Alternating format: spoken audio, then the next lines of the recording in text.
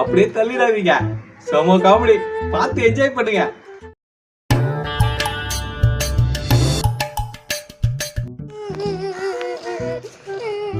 ஏன்டா தங்கம் என்னடாச்சு?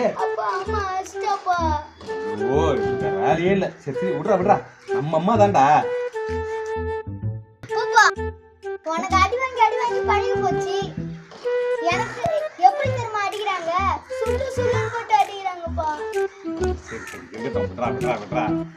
இதோ பாரு, ஒழுங்கா உன் பொண்டாட்டி அடி வேணும்னு சொல்லு, இல்லைன்னா வளர்ந்து வந்து நான் உன்னை அடிப்பேன். டேய் எதுவா இருந்தாலும் ஒரு நியாயம் வேணாமடா. உங்க அம்மா ஒன்னாச்சா நீ அவளை போய் அடி. என்ன ஏன்டா மாப்பிள்ள என் பேரை புத்திசாலி மாப்பிள்ள. அடிச்சா அவங்க அம்மாவுக்கு வலிக்கும்ல, அதனாலதான் உங்களை அடிக்கிறேன்றான். மாமா நீ இங்கதான் இருக்கிறியா?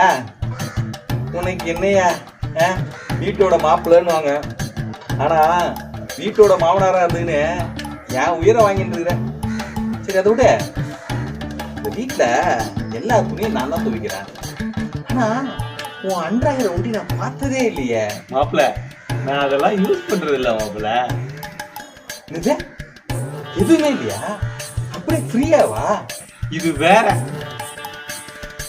லங்கோத்ரி கோமணம் மாப்பிள்ள. கோமணமா? அது எப்படி இருக்கான்? உங்க கையில இருக்குதே அதான். யோ